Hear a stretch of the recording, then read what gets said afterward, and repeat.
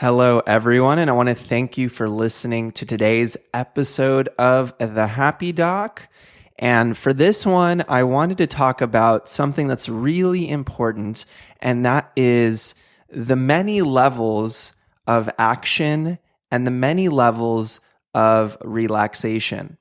So, when it comes to action and relaxation, this might seem like a very basic idea, right?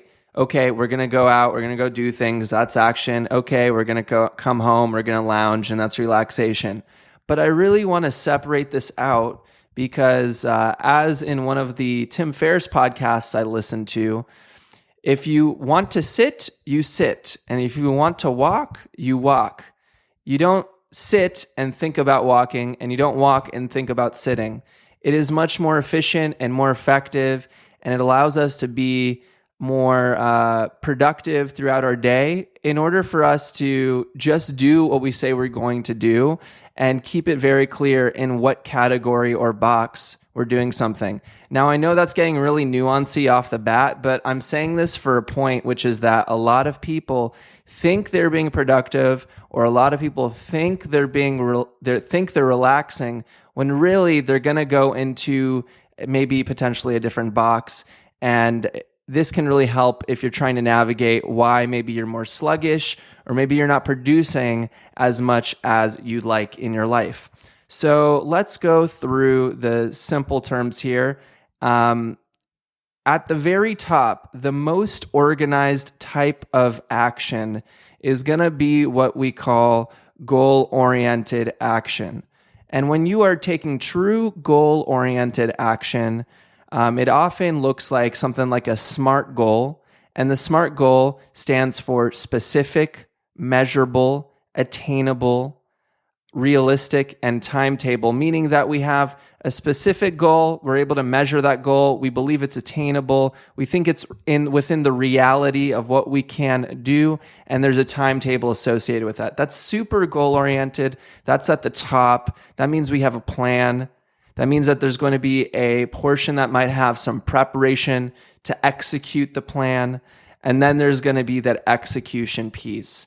These are for overarching things that we want to achieve. It's going to take a little bit of time. This is highly organized, and this is the type of thing where we're really thinking about things all the way through. We're going to act, we're going to achieve, right? So that's like the top. If I'm taking the highest level of action, this is a very thoughtful way of acting. Now, this level of action takes time. It takes time to sit down. If you're thinking about this on an organizational level, you're sitting down in a meeting, with your team, you're discussing a concept or idea, and we're breaking it down into little steps, and we're setting these really smart goals, correct? So that's the highly organized. Now, obviously, in our day-to-day activities, we might not be thinking about things like that, but if we're really trying to achieve true productivity, we really have to have this thinking bank that lets us act, okay? But maybe we're just doing some simple tasks throughout the day. This is something like, I need to get food for the grocery store. I need to take care of my laundry. I need to take care of this. I need to take care of that. We would set that into maybe just like a simple goal or task, meaning you have this simple thing that comes up and you're going to take care of that task.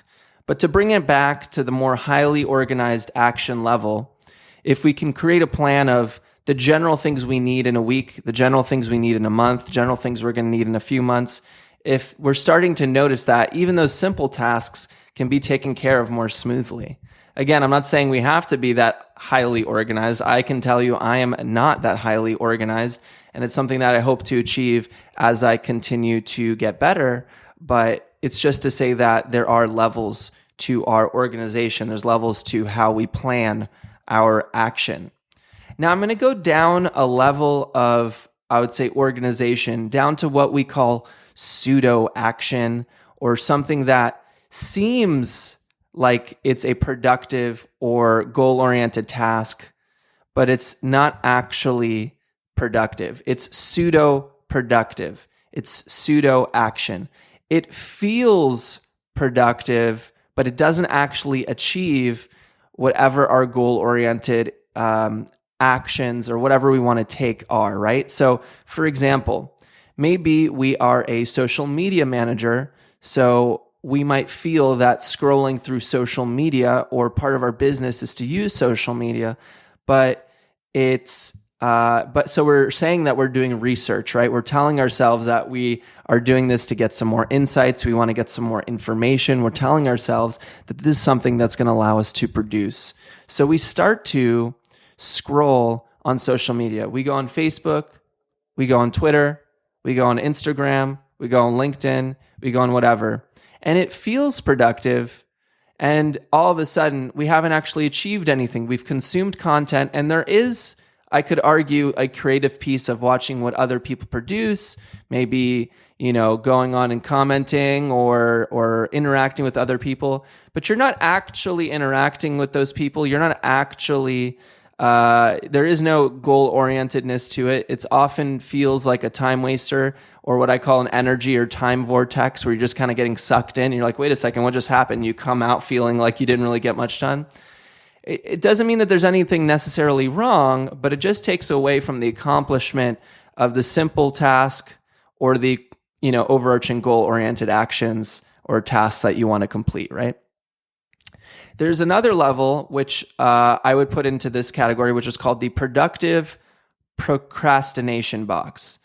Productive procrastination often happens when you are actively trying to avoid taking action on the things that you really need to take action on. So, for example, if I'm a medical student and I know that I have an exam tomorrow, but the pain of studying is so much in my mind that I don't want to study, I might decide to go to the gym, or I might decide to clean my room, or I might decide to, go for a walk or do something else. It's not that the things I'm doing are not productive. It's just that I'm procrastinating from the thing that I actually need to do to get to my next step.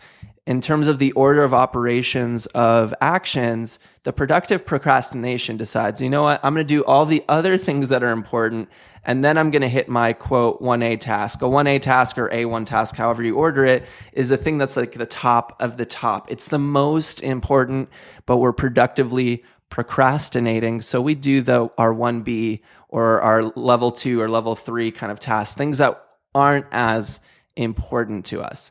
And ultimately, it's actually going to cause us more pain in the long run.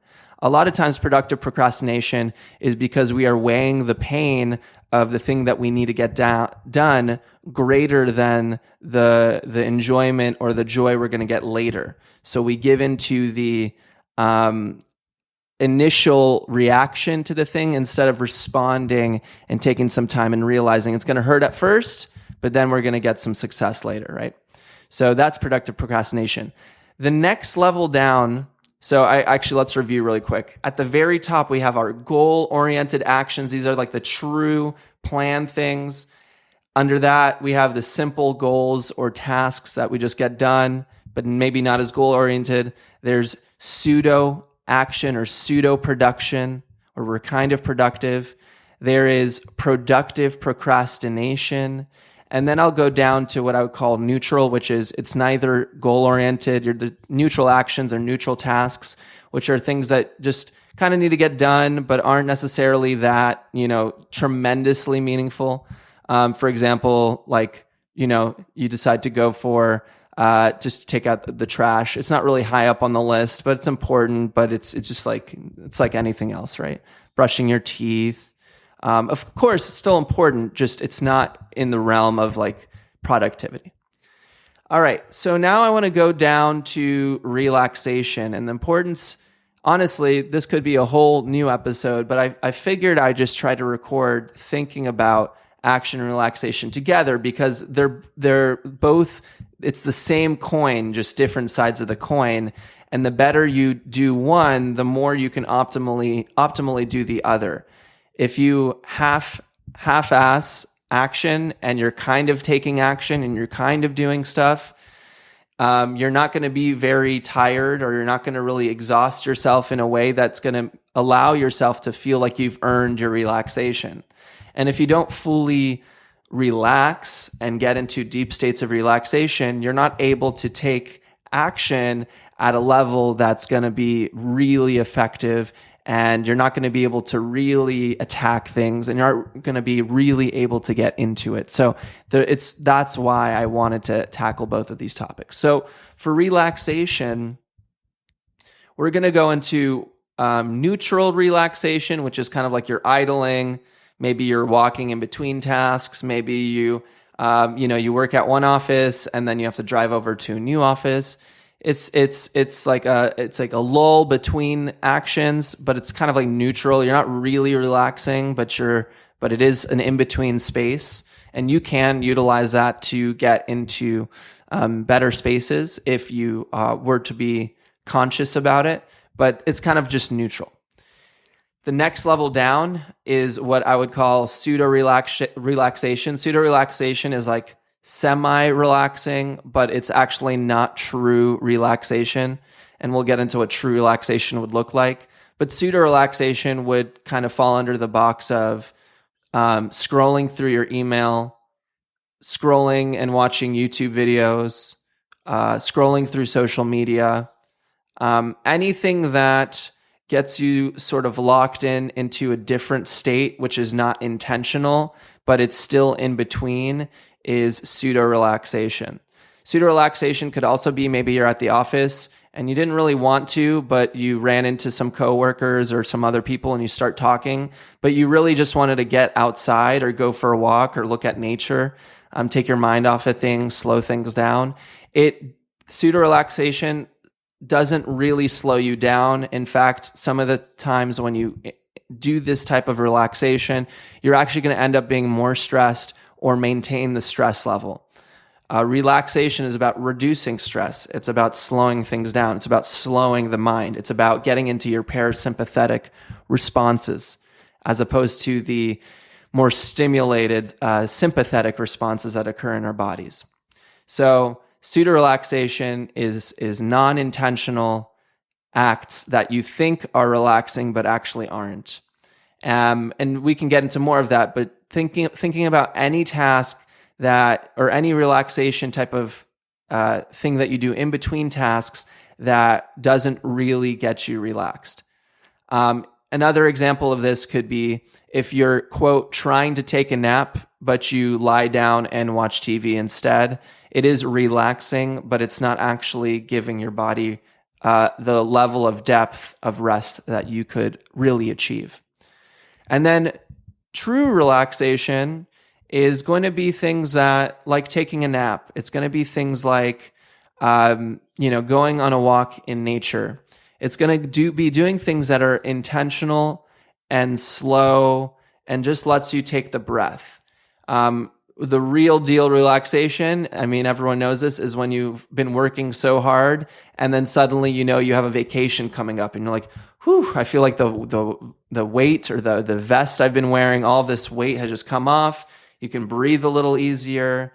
And there's sort of tasks in the day, like daily relaxation that you can do, and then there's long-term relaxation. So the more minute relaxation could be, for example, taking 5 to 10 minutes of a break every hour that you work, or the Pomodoro method, where a lot of people say that you do productivity in terms of like 20 to 25 minutes of work and then 5 minutes off, 20 to 25 minutes of work, 5 minutes off. But in those 5 minutes, you're not scrolling, you're not doing any of that stuff. You're going to go outside, you're going to take a walk, you're going to grab some water. You're going to slow down. You're not going to look at any technology. You're just going to be with yourself. It's really mindful. It's really in a space of awareness. That's the real deal relaxation. It might be that you decide that you're going to take a nap for 30 minutes. That's relaxation. It might be that you want to play a musical instrument that's calming for you, that slows you down. For example, for me, I like playing piano. That's really relaxing for me. That would be a task that we'd throw into relaxation. Maybe you want to burn some incense. Maybe you want to go and make yourself a hot tea and drink that tea and just be mindful as you're doing it. That's relaxation. It is truly slowing yourself down. Meditation is huge. One of my favorite forms of relaxation. That gets you in a space of Zen.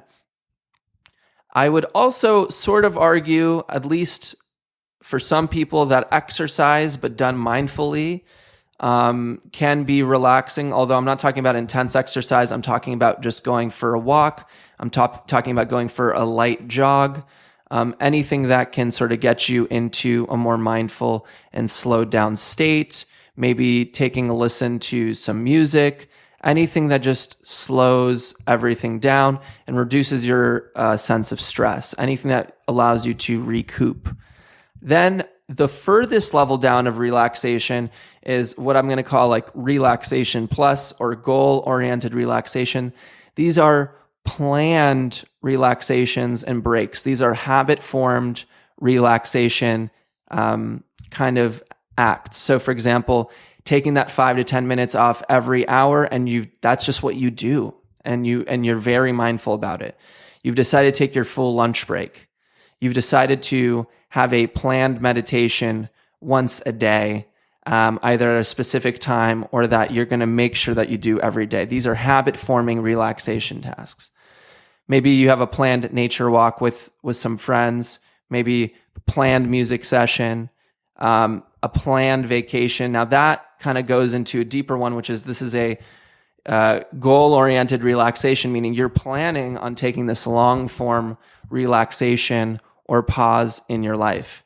Maybe you plan or have a space where you go into your cave or go into a space where you can just relax and you listen to music or listen to a podcast, right? These are planned things that are goal-oriented, meaning that you've planned these out in advance, or are habits that you've formed that are truly relaxing. So I know I went through a lot, and I know I talked about that in a little bit of depth, but what I just want to say is that there's levels to action and there's levels to relaxation. And this is all important because if we're falling into these traps of pseudo action or pseudo productivity or pseudo relaxation or kind of relaxing, but we're not really relaxing, we fall into the trap of letting our mind control us instead of us responding and saying, you know what? I'm pretty tired. I'm going to take a full nap. You know what? I really need to take care of this. I'm going to fully attack this thing I need to do. The mindless scrolling, the mindless sort of watching TV, sort of doing nothing, can be important when we are exhausted. It's okay to give ourselves those breaks, but it's also important to not get caught into mindlessness and come back to mindfulness or being full or thoughtful about what we do. That's the difference between acting unconsciously and acting consciously, or being fully aware of the actions we are taking and being responsible for those actions. That's the difference between the child and the adult. The adult's going to be consciously aware, be responsible, and understand our mistakes, understand the things that we're doing wrong, and come back to the present moment to act and consciously take action and consciously choose relaxation. There's way more to talk about with all of this, but these are just some of my thoughts on those different levels. I hope I didn't put you to sleep. I hope that you actually got something out of this. I hope that it was something that made you feel like you could think through and think about what you do on a daily basis. This is a little bit longer, but I really wanted to go into some depth. And I really hope you enjoyed this episode of The Happy Doc. If you have any questions, send an email to thehappydoc1@gmail.com. And I hope you listen in to more episodes. We're going to keep this going. And I hope you guys enjoy this process. Have an amazing day. And I'll see you on the next episode of The Happy Doc.